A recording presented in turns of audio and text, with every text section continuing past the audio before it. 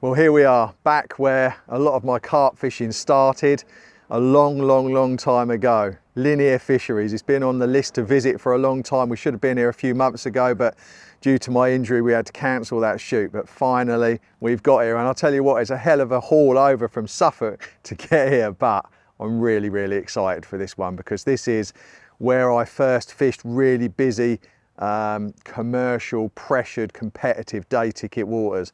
My association with Linear Fisheries goes back to 1996, and the last time I fished here was 10 years ago, so 2013. So it's changed an awful lot for the better in every respect, but apart from one thing, when you go into like get your fishing food, you go into Sainsbury's, well, usually I'll get something from Think Food, but if you're going into Sainsbury's or Tesco's or whatever you're doing, you know the layout, you're familiar with it, you can bosh, you get your trolley full and you're out. And it used to be like that coming up here for me, right? I'd walk down the little path between that lake, stand on that spit, see.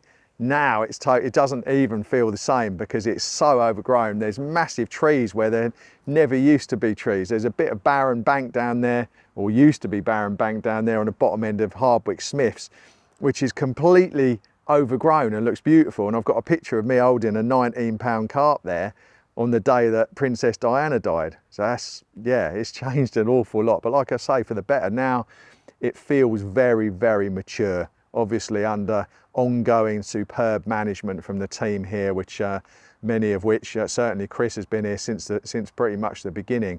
And Linear is celebrating 50 years now as a fishery management, as a fishery collection of fisheries. And I think the first time I came up and fished it was 96, as I said, probably on St John's. And St John's then, we had, well, it was a doubles water. There was one fish in there that was getting big, which was called the Starburst, and I caught that, and it was 19 pounds and 15 ounces. There wasn't even a 20 back then.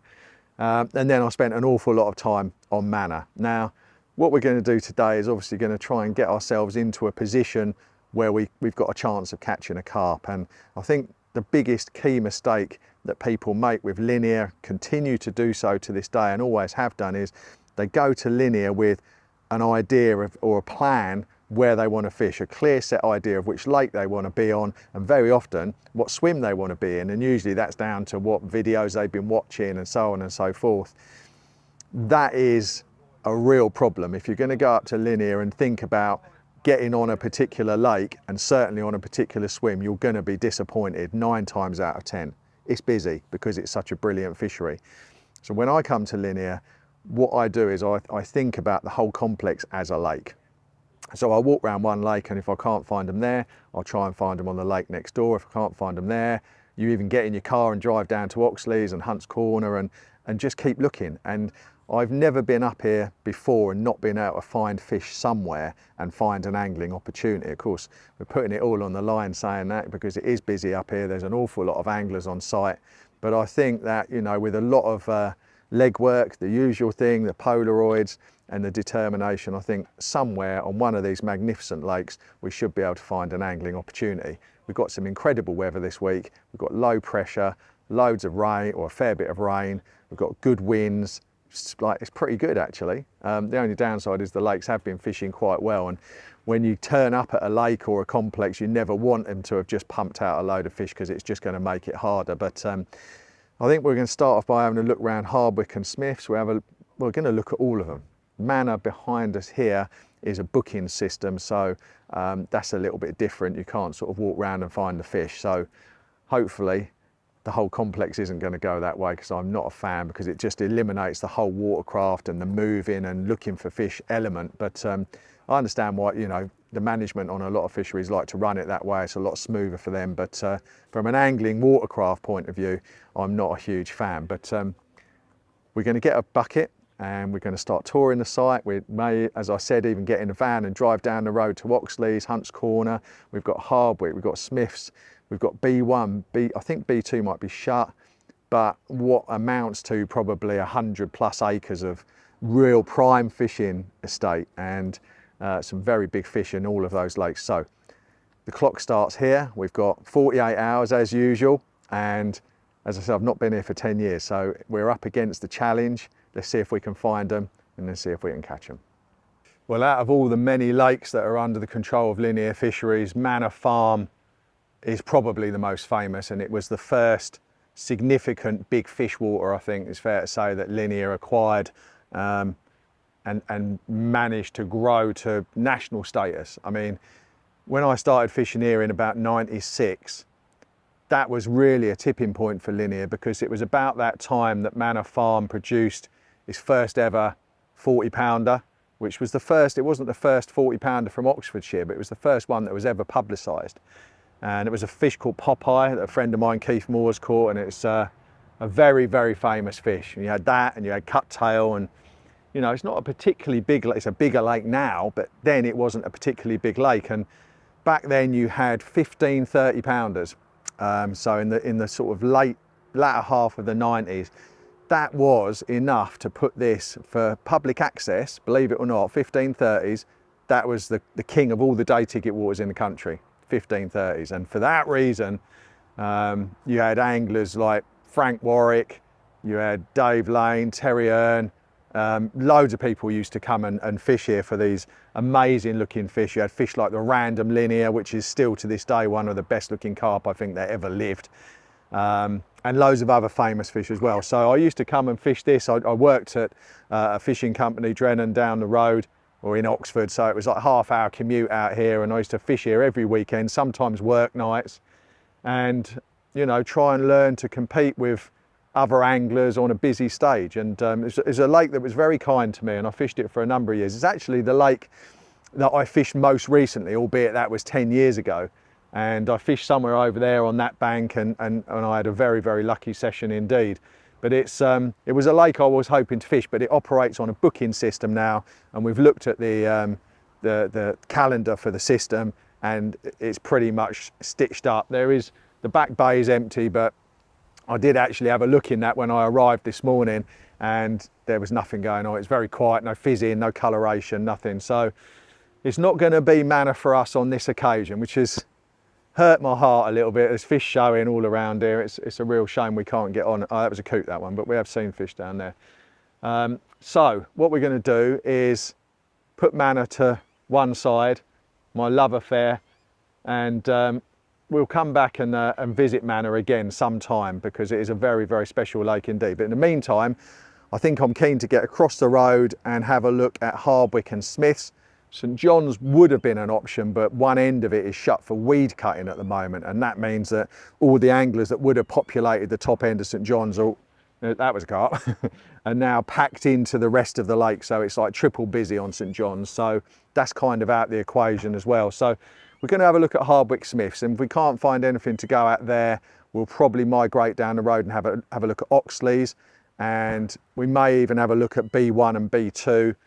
There's some nice fish in both of those lakes, so certainly in B2 there's some lovely scaly ones. So options are open. Even though we're not doing Manor or St John's, there's still loads to go at. So let's start walking, let's start looking, and let's, you know, you're always putting your neck on the line with these sort of things, but you know, you've got to have the minerals to step up, because I've always said to people, and it's something that I've always found to be true, that when you go to Linear, you can always get on fish somewhere if you're willing to put in that effort. And you hear all these stories of, you know, people bivvying up behind people. I mean, I've walked around a fair bit this morning, I've not seen any of that, and I never saw any of that back in the day. Yes, it's busy, and you might have a bucket and so on left by you by someone who wants to come in if you're leaving, but as I said, there's never been a time where I've not been able to get on fish. I don't know why I keep saying that, because I could be royally shooting myself in the foot, because I have no idea how today and tomorrow is going to pan out, but that's how I've always found it. If you put in the legwork and you think of the whole site as a lake or as a destination perhaps, then you just keep touring until you get into that opportunity. Never, like I said earlier, never go there thinking, right, obviously on Manor you could, but even if you booked a swim on Manor, you don't know when you're going to get there, whether that swim is going to hold fish. Complete roll of the dice, and for me, life is too short. Completely viable to walk around Manor on the day if you fancy fishing it, and if there were spaces, go on the app and see if those swims are becoming free, yeah. But booking swims in advance is fool's folly in my opinion. I'm going to start walking over the other side of the, in fact, we're going to drive over the other side of the road. We're going to lap round Hardwick and Smiths because I do really fancy that. There's amazing scaly fish in there. It always had the more scaly strainer fish, almost like that side of the road. This side was the bigger, plainer, massive, chunky mirrors, although you had fish, like I say, the random linear and the birthmark linear, or the perfect linear as I preferred to call it. But the real scaly ones are over on the Hardwick side. So let's decamp from here, have a wander and see what we find. Well, as per usual with Carp Academy in session films, we're putting in the legwork, trying to find opportunities, and there's a lot of fish here at this end of the lake on Oxlease Lake, which we just stopped in to have a look at after doing a look at Hunt's Corner. The fish are a little bit too far out to be able to fish for them effectively, but they're cruising on the surface, and I fancy getting a few pouchfuls of pellets out there. It's not a spot we're necessarily looking at fishing for tonight. I think you're restricted to 20 yards on these swims, and there's people down to the left, so it's very tight, but there's a lot of fish on the surface out there, and I think I'm gonna get some chesties, get into the edge of the lake with a catapult and some tiny little pellets and put them out and see if we can get a response, because maybe the circuit lapping, looking for a swim to fish for the session will just give us an opportunity on the surface and we might move on. But this can't be ignored. There's a lot of good fish out. There's some big dorsals going up like 3 inches high. So let's go and get some pellets and waders. Well, I'm quite annoyed with myself here because, as you can see, myriad birds have descended. We've got about 7 or 8 Canadian geese, 4 adult swans and a smallish flock of seagulls. But all you would normally do now is feed a load of cheap pellet, chum mixers, anything like that, and feed the birds off, and it would be quite doable. But I'm cursing myself because I haven't come prepared to do that. I just haven't got enough bait. I've got enough bait to catch a carp, but not to feed the birds. So really kicking myself because this was a very substantial opportunity. There's a lot of fish out there and I've had them taken. They've been coming up in amongst the birds, but more birds have arrived now and it's doesn't look the one. So we're going to retreat out of here, but this is how our sessions always go, highs and lows. Well, we've not had a high yet, so but we're going to get out of here, and I think we're going to check the other end of Oxlease, see if there are any fish on the wind. We can't fish from out here sort of conventionally because we can't get on them, because there's anglers there's about 5 or 6 anglers just around this corner here, and this swim that we're in, you're limited to 20 yards. So not the one at the moment. We're going to carry on searching.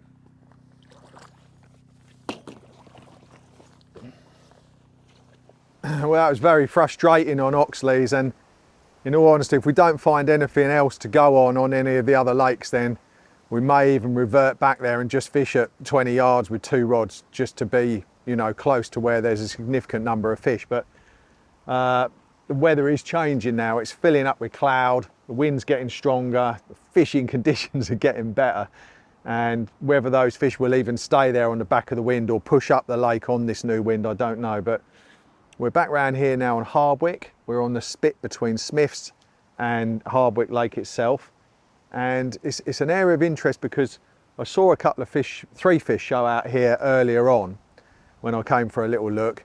But of more interest than that is just behind us.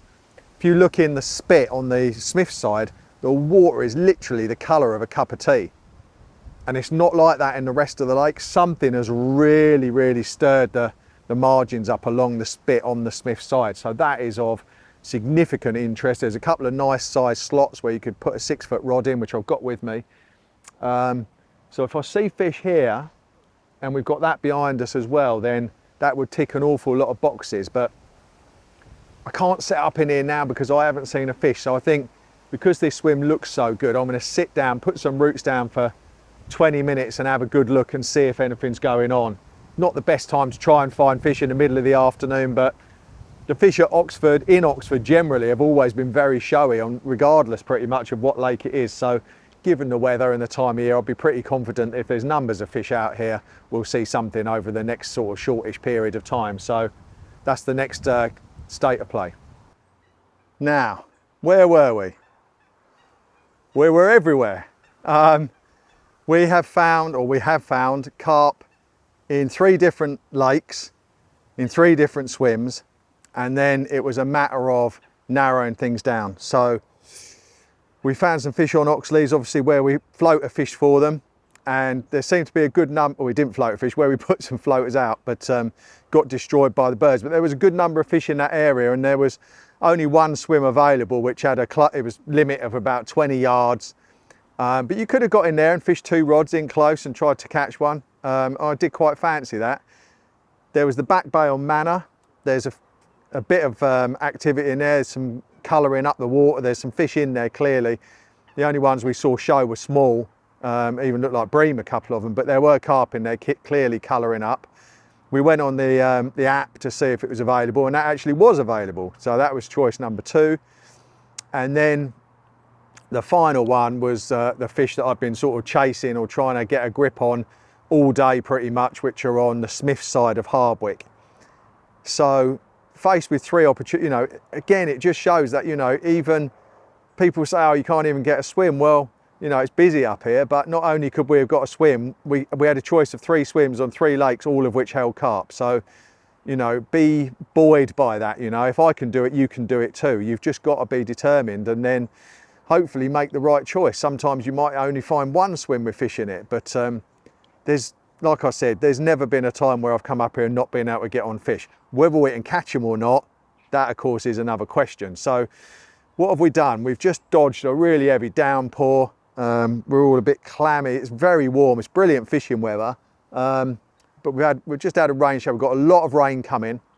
And it does look like there's a significant, no, that's too strong a term. Looks like there's a fair few fish in the Smith's half.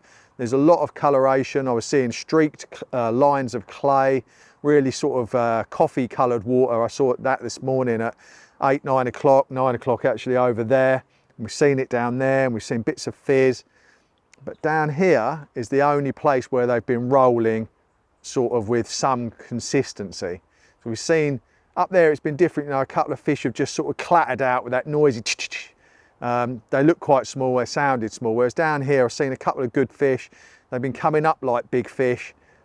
They've been coming up slowly and confidently, like, and swirling and like they're feeding. They're just, it's a different kind of show. I think when you see fish slide out to the gills and go back down, or just big oily swirls, they're much better than those shows that you get that are like that. So we were going to come in here earlier when I saw those couple of good fish show.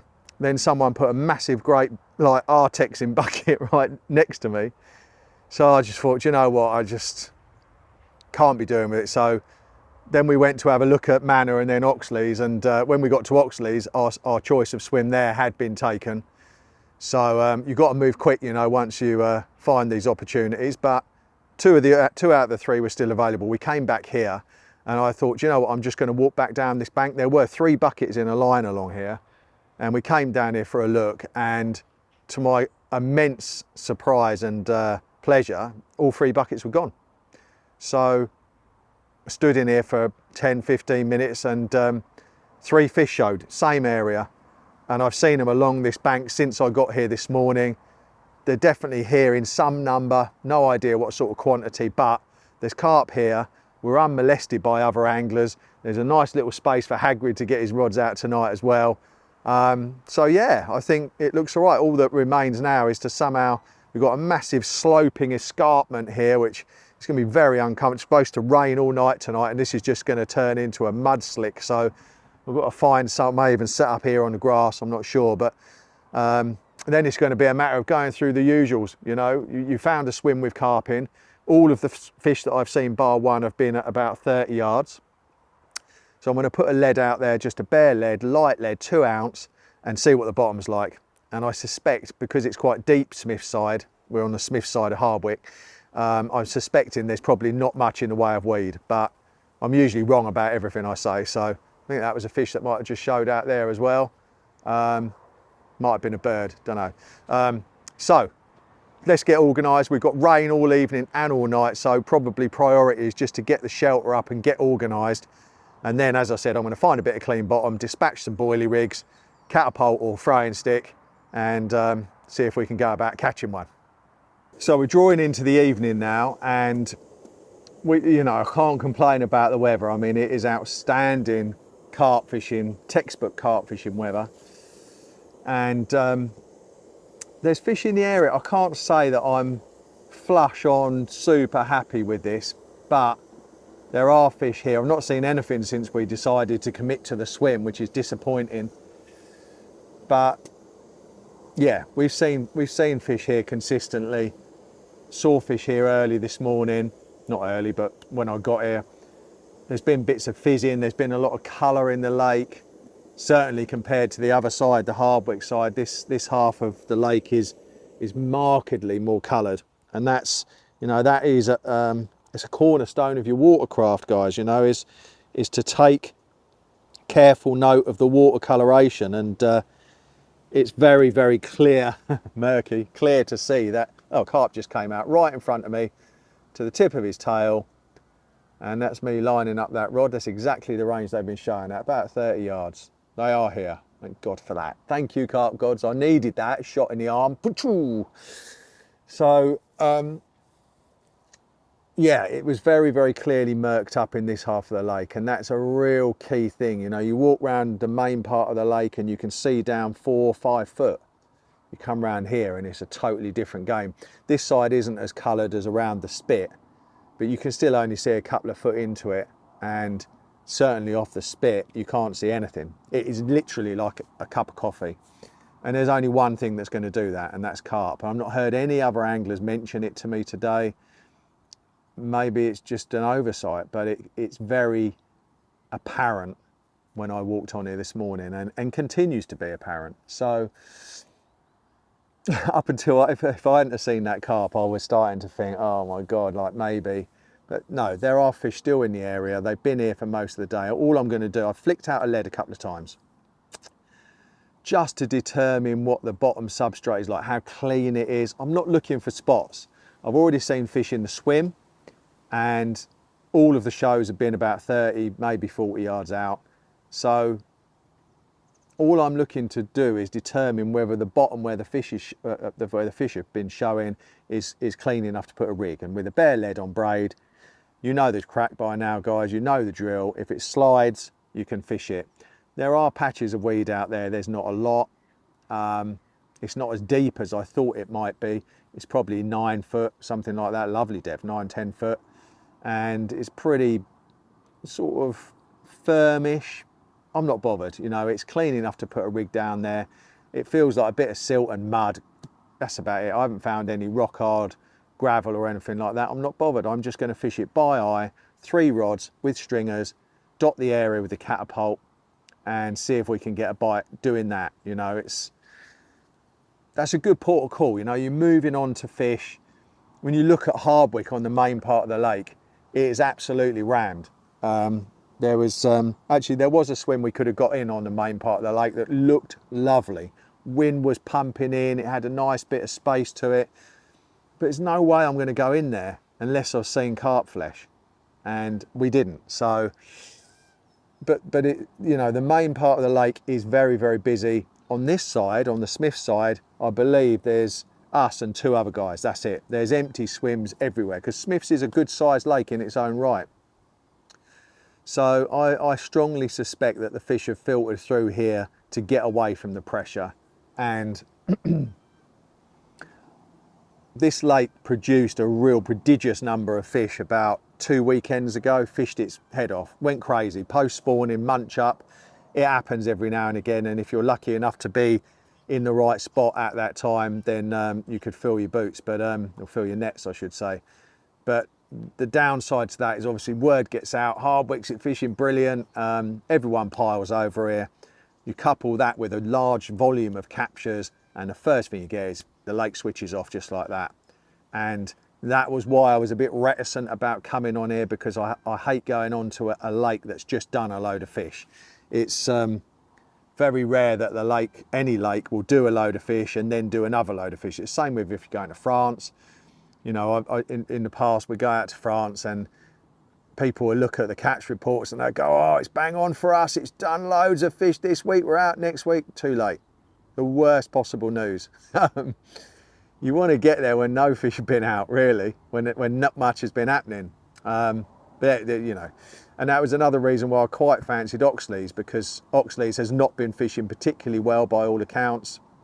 Certainly hasn't been shooting the mother load of fish out. But anyway, the carp gods have conspired to put us here instead of the corner of Manor and instead of Oxlease. Here we are, there's fish about, and although they've been running scared from the pressure, they've come into a big volume of water that is getting no pressure, and I'm keen to capitalise on their reason for being here. You know, they've come here because it's quiet. The last thing I'm going to do is find a spot at some sort of feature and then spom a load of bait on it. It's not my style, and it's certainly not going to be the right prescription for this situation, I don't think. I could be wrong. The last time I fished on Smiths was probably 15 years ago, and a lot will have changed since then. But I'm hoping that simple fishing, light baiting, where we've seen fish, the same as we do, will pay off and get us a fish. Maybe even on our first night, you never know. It's going to rain all night, so I need to get sorted. I'm going to get 3 stringers out there along that strip where I've been seeing them, and that one, thank God, just came out to the tip of his tail, nice dark.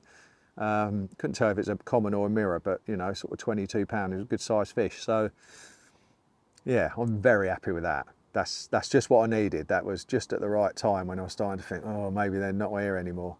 So I'm going to get myself sorted. I'm going to finish my ginger tea. We've not had any lunch. We've been on our toes all day, me and Hagrid. It's been one of those days, typical day in session at Carp Academy. But we've proved, although we haven't caught, we've got into a swim with fish. And we've proved that you can turn up at Linear when Linear's rammed, as it always is. And not only have we found one swim with fish in it, we've found 3 swims on 3 different lakes, all with fish in it. So none of this lazy talk from any of you that I hear, oh, I can't go to Linear, you can't get a swim, there's people bivvying up behind people. It's all rubbish, right? If you're determined to put in the effort, get your walking boots on, get your Polaroids, you can make opportunities just like I have today. Hopefully it'll result in a fish. If it doesn't, we'll be moving. We're not going to give up, and we're going to try and grind out a fish from this session. As I usually say, you know, coming onto these moderately tricky waters, if we can come away with a fish, we've done well, because we've not fished here for so long and we don't know the crack. If we come away with 2 fish, we've had a result. Anything over and above that, we've had a blinder. So let's see what's going to happen. Well, the last vestiges of daylight are slipping away now. We've got about half hour or so. It always looks lighter on camera than it is in real life. But yeah, dusk is rapidly approaching. And the good news is that we've seen more carp. As dusk has descended further, there's been more and more activity. A couple in front of me, to the right of me, several right the way across against the causeway. Ian's had Adam showing his swim. He's got rods where fish have shown as well. So yeah, we're feeling reasonably confident, I think. And you know, it's been a long day. Ian's not had his dinner yet. I've just had mine, and that's what it takes, you know. I mean, hopefully we'll have a reward for our efforts, but even if we don't, you know, from the other films that we've done, you can see that this is what is required on busy day tickets or even syndicates, you know, to get yourself in the right position to get yourself a carp. So we're prepared to do whatever it takes. Ian was down here. I left my sounder box with him. I took my marker rod up to a bay where we saw some activity earlier on today. There was a lot of fizzing going on in there, and no one's set up in there. It looks very rarely fished, judging by the grass, because it's a tiny little corner. But there were fish in there today. There was we saw a couple of small ones roll, and there was a lot of fizzing. So I just went up and I got clipped up to the far margin by degrees, cast and cast, a bit further, and got clipped up. So if the fish are up there tomorrow, I can wrap the rod out to that and get fishing in there without disturbing them, because they've obviously gone in there for the peace and quiet. And I've spread 1 kilo or so of boilies in that channel in that bay as well. So if the fish are in there overnight, they should get a taste of the bait. They were fizzing in there today on natural, or maybe someone else's bait, but I don't think so. It doesn't look like it's been fished. But yeah, if we see signs there tomorrow, that gives us a backup plan. And it's always good to have a backup plan, whether it's another swim or an inside line. You know, match anglers, you always hear them talk about the inside line. They'll bait the inside line. Match start at 10 AM. and it will finish at 3, and they'll just put a little bit of bait down the inside line and leave it. And then the last hour of the match, you know, if it's dried up out there, they'll try that spot, and you know, it's using those sort of tactics. You know, that's my inside line, that bay up there. So if someone else goes in there, then so be it. But yeah, we'll see. So we've got options, we've got fish in the area, we've got brilliant flipping weather, and it's all to play for. Well, that was a night to remember, not for all the right reasons. Man, did we have some rain. It came down, it's just stopped half an hour ago or so, and it's been, yeah, monsoon weather flowing underneath the chair, and just been, yeah.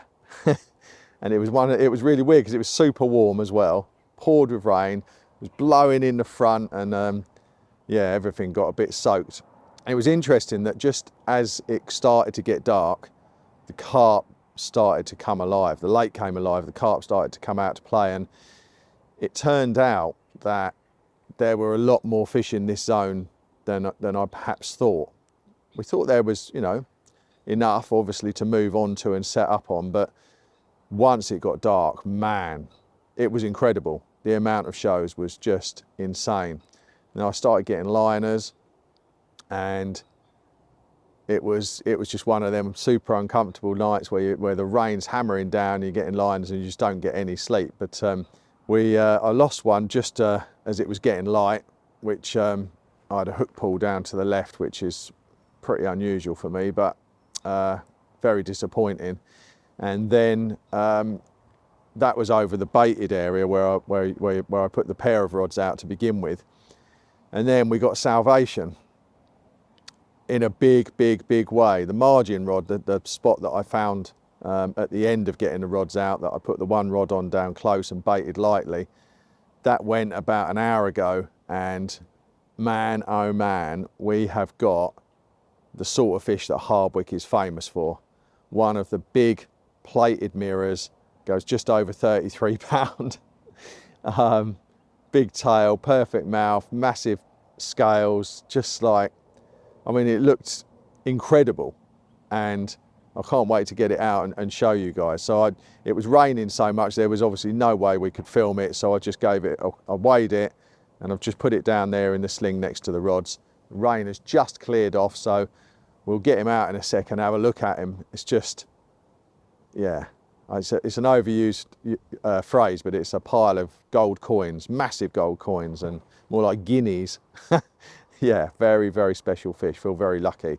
Fish are still about. We've seen a bit of fizzing and a couple of rolls, so I've just dotted the area with the throwing stick just to see if I can maintain a bit of interest.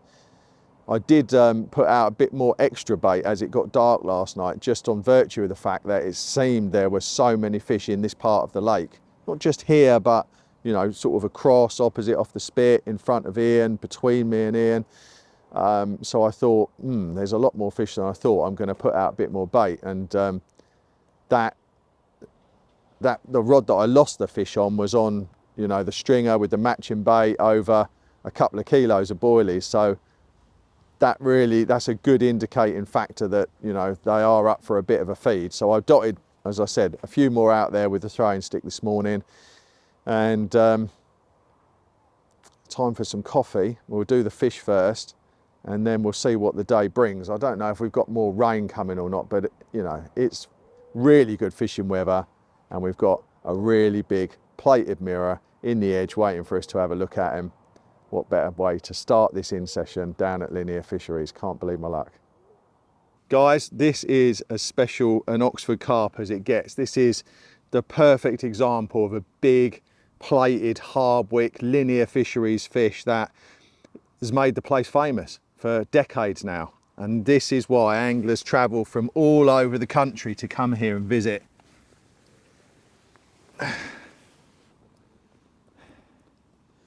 That's insane. Look at the length of it, great big shoulders, massive folded tail. Wow. We've been proper blessed, I tell you, to get that from our first bite back at Oxford in 10 years. What a welcome home. What a welcome back, I should say. Whoa. Well, we couldn't not look at both sides, could we? Almost a fully scaled mirror. My Lord. It's always been Oxfordshire for fish like this, and continues to be to this day. What an amazing carp. It might be the only bite we get, and do you know what? It doesn't flipping matter, does it? We've come and we've proved it again.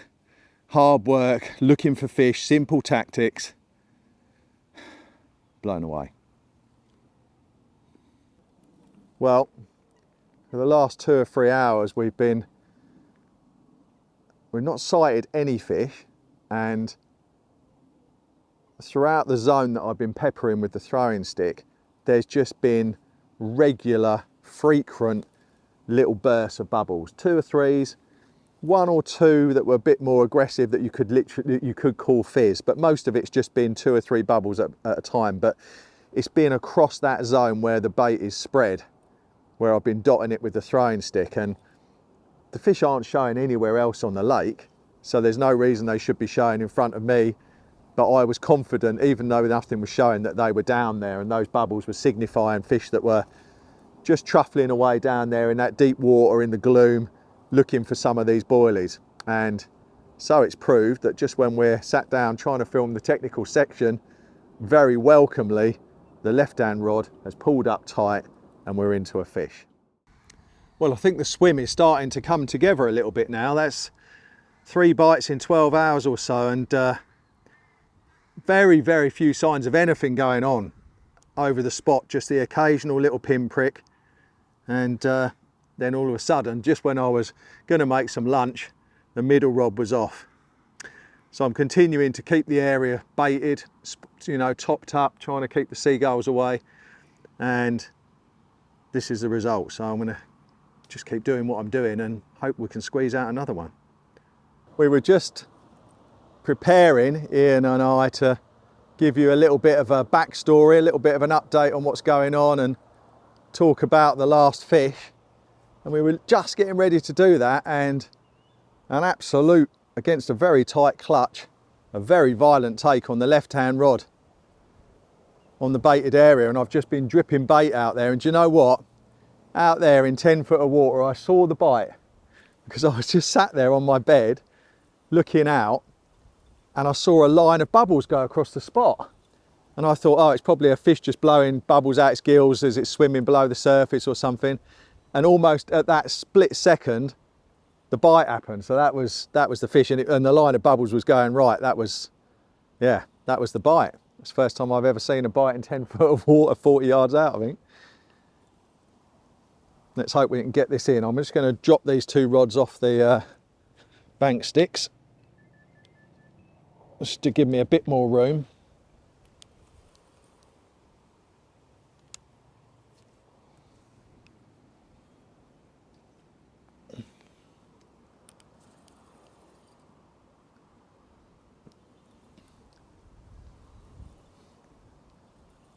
It's very apparent that there's a good number of fish out there, which is very, very surprising, because there's just been no shows, just the odd bubble. And to have got like so many bites now in the first day, the first full day of fishing, signifies that there must be a lot of fish out there, but you never would really have known it. They're just creeping around there in the gloom, deep down, and the only giveaway is just the odd pinprick bubble. A couple of bubbles just come up out there now. Yeah, there's a fish feeding on the right-hand side of the spot near the back edge. I've been putting bait with the throwing stick, as I often do, long behind the spot, you know, 10, 20 yards behind the spot, some of it, so the fish can eat it safely. It's always a good idea. And I'm not using any wrapping sticks, I'm just doing it all by eye. A few baits with the throwing stick, with the seagulls got bad, so I had to resort to the rocket at one point. But yeah, very nice relaxed fishing, because it's just tie a stringer, cast by eye to the zone, feel for the drop, and then decorate the area with the throwing stick. It's my kind of fishing, that. Never be in a rush at this stage of proceedings, or at any stage, you know, just let them plod around. No need to bully them into the net. Just let them tire themselves out against the bend of the rod. And when they're on a short line like this, just be ready for either backwinding or clutch action, because if they surge off fast on a short line, that can put you in trouble, obviously. Oh, he's a lovely looking fish. Happy days. Well, it's rinse and repeat, isn't it? Let's see if we can get the rig out of the fish now, tie a new one if the hook point's gone, and get it back out there along with some fresh baits, and then we'll sort the fish out. Can't believe it. It's turning into quite a good little session. Line lay and sinking your line are obviously really, really important. As soon as you've got that lead felt down to the spot with your rig where you want it, then make sure that you bed your line down through the surface, make the two V's on the surface meet, and then just coax it down through the layers. You know, don't just put it straight on the alarm. Some people put it on the alarm like a second after the lead's at the bottom. Spend your time getting the line down through the surface layers, make sure it's all pointing directly where you cast, you've removed any bow, and just with finger tension like that. You don't want to do it by turning the handle, because through the gears you could move the rig, and you definitely don't want to move the rig. So a bit of tension, just sort of press it down through the layers, and then once I've got it how I'm happy, what I would normally do, certainly in this situation, I'm using fluorocarbon. I'm just going to let the line continue to settle, and I'm going to put a few baits out with the throwing stick, and then I'll put the bobbin on and do the last bits and pieces once that line's got a nice belly going out to the spot. So good line lay, good management, really important. Well, it is all happening for us down at Smith's on the back of the Hardwick complex, and it's, to my knowledge, not an area known for producing, you know, numbers of fish, but you know, that's 5 bites just since this morning. Very, very, very happy with that. I think that there probably is right now a significant number of fish in this side of the lake, and if they stay here, I think we could realistically, I think we could squeeze out another couple of bites, because it's been a very lucrative day. Since the first bite, I think was just when it was getting light. I mean, it's not even 4 in the afternoon yet. Oh, it's just about 4 in the afternoon. So, yeah, that's a nice productive day, and it's been nice to get bites in daylight, you know, playing them in daylight. Playing them actually was one of the things I wanted to mention, that obviously when you're dealing with lively fish, and you've got 3 line or 2 other lines obviously going out in the swim, then it's an occupational hazard, you know, knitting lines together, and it is everyone's headache. It doesn't matter who you are. I speak, you know, really well-known anglers, myself, loads of people, it happens, you know. There's not some secret recipe for not having it happen that we use. What you have to do is be totally aware of where the fish is, where it's going in the swim at all times. I don't like to put a head torch on at night, so I'm usually watching the tip of the rod. It's all about, so if you're playing a fish on the left of the swim on your left hand rod and the middle line bleeps, that's because the fish you've hooked has gone into that line, towing obviously the line that you're playing it on. So at that point, it's just usually a matter of bringing the rod over to the left, putting it low and bringing the fish back out. So obviously you can mitigate the chance of all this with little back leads, which is, you know, if you're new to this, or if it's causing you significant problems, then that is a good way of solving it. But certainly on a situation like this where there's a lot of weed on the shelf, make sure if you were fishing over weed with back leads that you set them up so that they can't jam in the weed. You know, most back leads will pull apart or break apart. You'll just have to suffer the loss of a back lead. The other way to do it is I mean, I'm using fluorocarbon, which is obviously very dense, sinks very well. And one of the good things to do, which I've done a lot over the years, if I'm fishing a pair of rods, quite often I'll just lift the other rod off the alarm and put it on the ground over on the far corner of the swim. In this instance, I've got a battery of 3 rods, and the 2 that are still going out to rigs in the lake, I just knock them off I take them off the alarm, take the line out of the alarm and the rod off the alarm, and then obviously it's dropping down. Most of the rod then drops into the water, and will become a bit slacker, and that slacker fluorocarbon and the rod tip being down under the water will give you a lot more margin for error. Always remember though, if you're doing that, just to back the clutches off a little bit if you're fishing tight clutches, because you know, I have, down the years, I have seen someone lose one or two occasions where someone's had a bite on another rod and it's not on the alarm and it's gone. But as long as it's next to you while you're playing the fish you're playing, you backed off the clutch a little bit. As soon as you got that in the net, put the other rod or rods back on the alarms and reset them.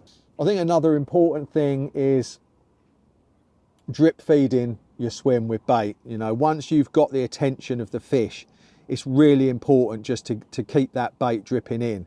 And the first thing I did once I got that fish secured was to grab the throwing stick and put out another 20-30 baits. And I'm going to do it again in a minute. The seagulls are backed off. As soon as the birds arrive, just stop. You know, the seagulls will get most of what you put out, particularly if you're using a light coloured bait like 𝗖𝗿 or Manila, obviously, something like that. So wait for those gaps when the gulls go, because there's a lot of other anglers around. They will be watching other people. Someone else starts bombing or something, they'll be on them. So look for your gaps and just drip feed the swim. Once you've got the attention of the fish, which I think I have now, and tonight will be the telling point, it's so important to keep their attention. Just little and often, and the seagulls make you bait little and often. It's, you know, they are a curse, but in that respect, they're a bit of a blessing, because they force you 10 baits, gulls arrive, stop, make a cup of tea. Gulls got 10 baits, gulls come back.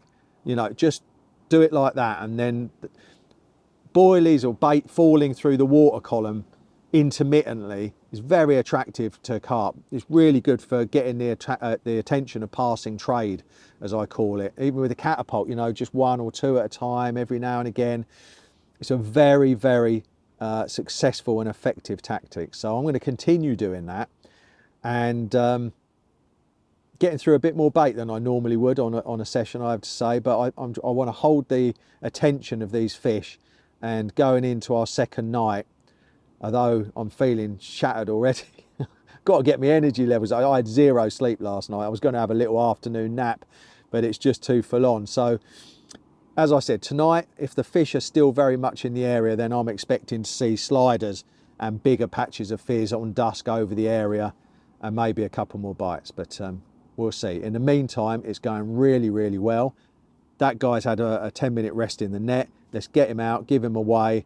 And not give him away, there's not a wedding going on, Penny, what are you talking about? And we'll have a look at him. Looks like a really nice fish. Totally different to the first few fish that were very banana yellow. This one's gone nice and sort of slate grey almost. Lovely, great big protrusible mouth going over. Look at that. Absolutely gorgeous scattered linear. This went just over 23 pounds. Amazing average size. We're having a really, really good session. Properly pleased with him, he's lovely. Hardwick special. We've had a couple of torrential downpours, which would have been lovely, but I decided to go stalking in the middle of one of them. Didn't catch anything, got soaking wet, came back with my tail between my legs. Got the rods back on the spots now. It's almost dark now. I'm going to put out some bait with the throwing stick. Just like last night, the lake's been dead all day and they just started showing, not on the spot, but you know, 30, 40 yards in each direction. I've just seen another one up the other end there. I think they're still very much in this part of the lake, so I'm going to give them probably another kilo of bait, maybe a little bit more, spread it over those 2 rods. I've got a short rod down where we had the 30 this morning, just over 25 baits on the catapult. That's how we caught that one. And we've got the main baited area, which I'm going to decorate now with a throwing stick. So we're going into night 2, our final night. I'm praying for carp, but I also could do with a little bit of sleep. Not even had any dinner yet, but people behind us on 𝗪𝗺 have got their bite alarms at full volume, so that's nice. Well done, lads.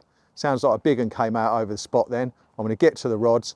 I will give you an update as soon as there's something to tell you. Come on, the carp gods. The weather's the bollocks. It's going to be awesome tonight. Good morning. So we're 2 nights done now. Last night was very, very interesting indeed. The fish started showing wholesale, probably, well, early to mid-evening they started showing, but they went crazy just when it started to get dark, about 10ish, something like that.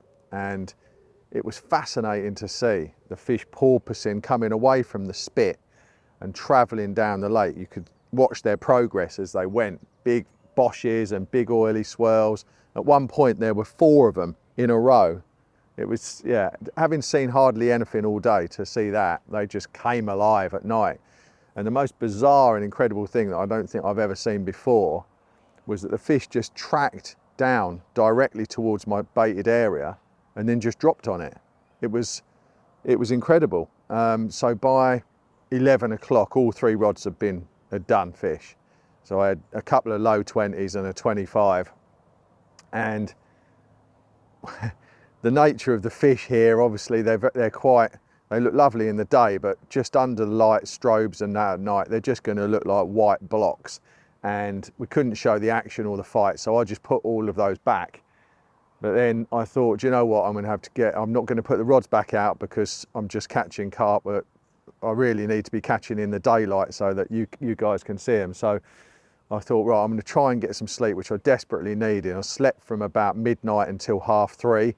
And I got up at 3:30 and I redid all the rods, put out another 200 baits with the stick, and then went back to bed. And then, as you will have seen or about to see, I got a bite on the left-hand rod, and that was the first one of the day.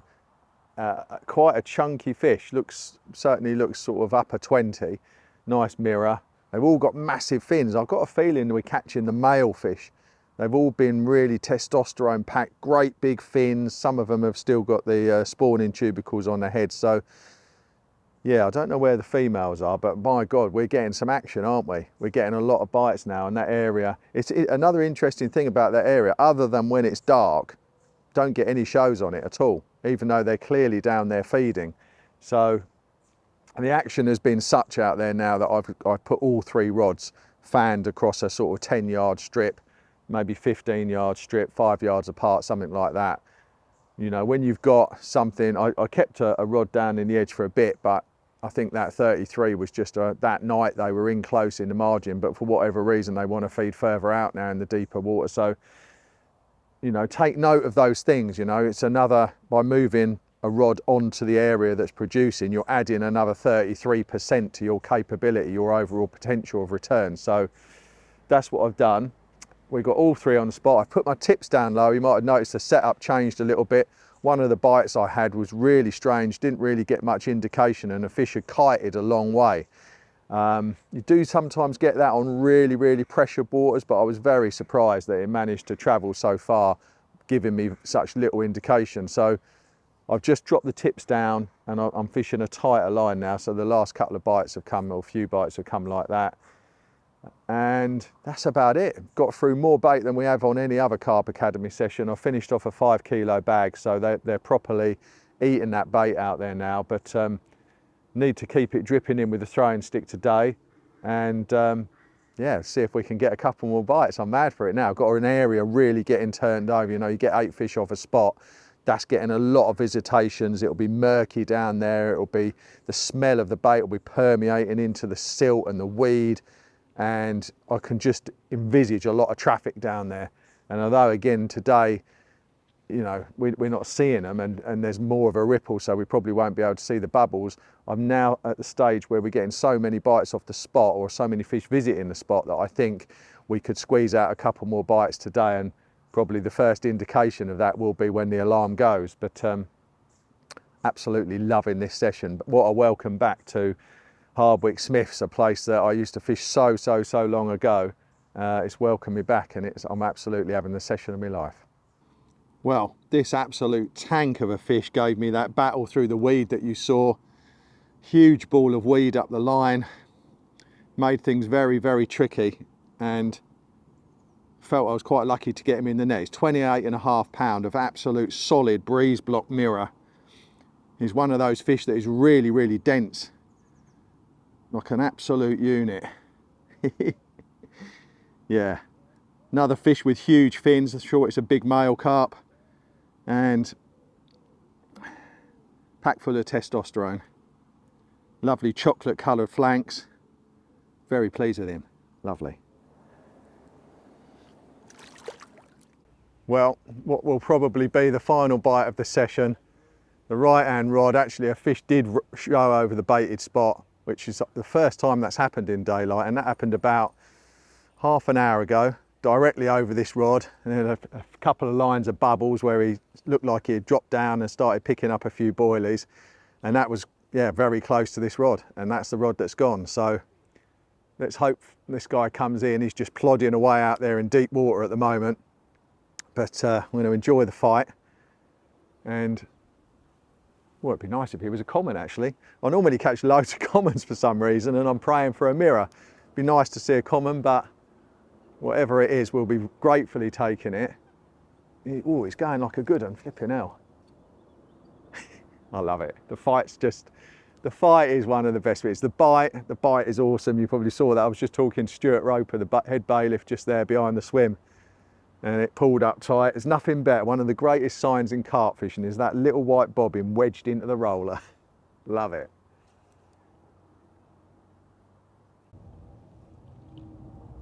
Nice dark one.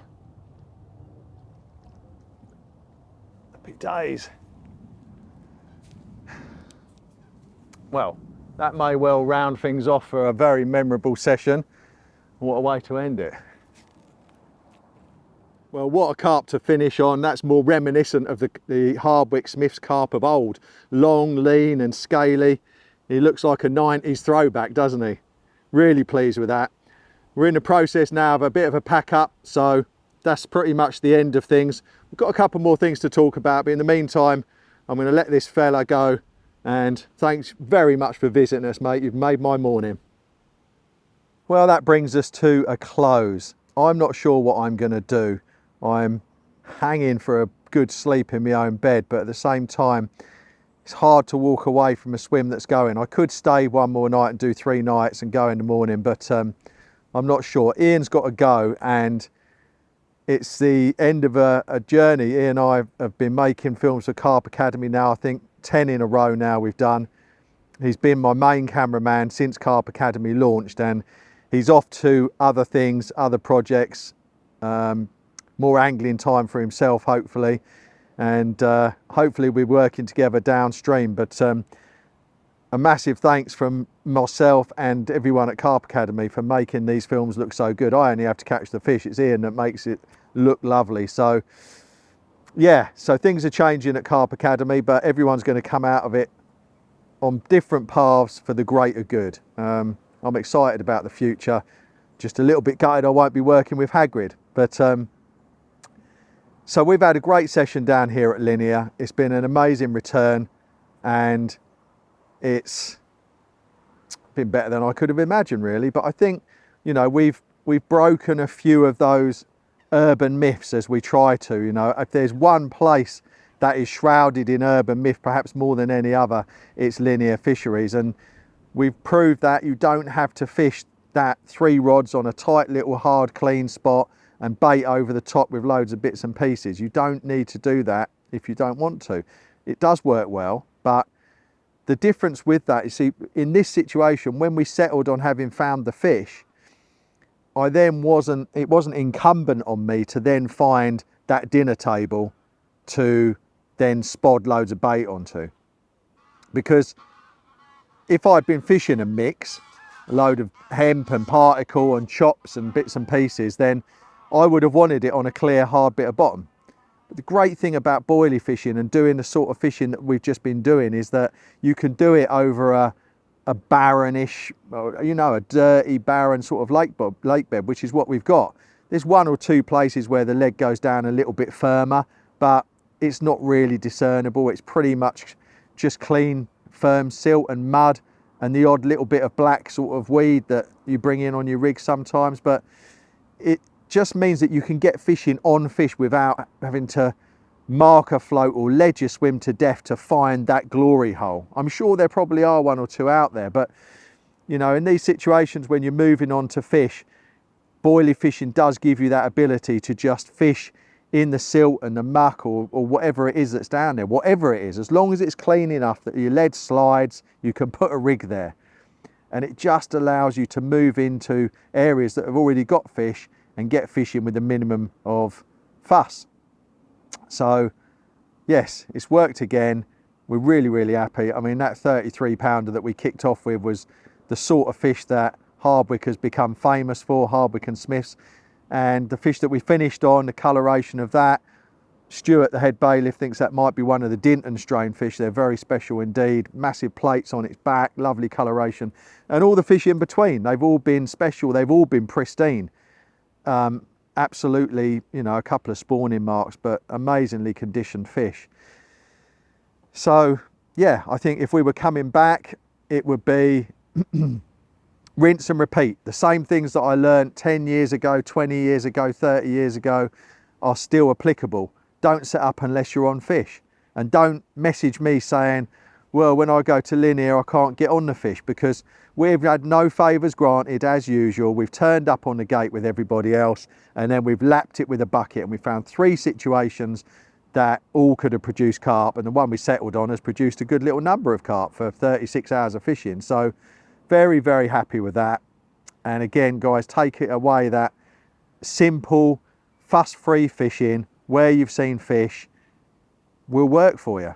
Even if you're going somewhere like Linear where everyone's preconditioned into fishing those gravel spots, the clay spots, the little tight spots, yellow hook baits. I mean, the hook baits we've been using, they're about as dark as my boots, you know, and they've been hard nailed on the bottom, and the hook holds have been brilliant right in there, you know. So just don't let yourself get pigeonholed. That's the key takeaway. You don't see many people fishing Linear how we fished this session. And again, if you can find tactics to exploit on fisheries that the fish aren't being overexposed to, then that's always going to be to your advantage. So I might stay on. If I do, it's going to be a bit of recording for my video log. But in terms of this actual film, we're going to sign off now. Ian's going to trek back down to Sussex. I may track back across to Suffolk. I'm going to decide in a bit. But either way, this film is a wrap. I think we've had 9 carp. Amazing session, proper nice bend in the rods. It's just been lovely to be back here in Oxfordshire, where a lot of my serious carp fishing really began. So thanks for having us, Linear. Thanks for having us, Carp Gods. Again, thoroughly recommend Linear just as much as I did back in the early days. It's gone from strength to strength. The fish are incredible. And looking around here now, most of this lake is empty. So don't be put off by the Linear is rammed, Linear's too busy, there's people bivvied behind waiting for swims. Not seen any of it. Get yourself down here. It's brilliantly run. It's got some incredible fish. And as we proved, with a bit of diligence and effort, they're very catchable. So thank you again. Thanks to Ian for all the work he's done filming the films that we've got this far with. And we look forward to seeing you on our next one. Not sure where we're going to be. We've got a lot of special venues lined up. Be a new cameraman to introduce you to, and we look forward to seeing you again next month. Thanks for watching.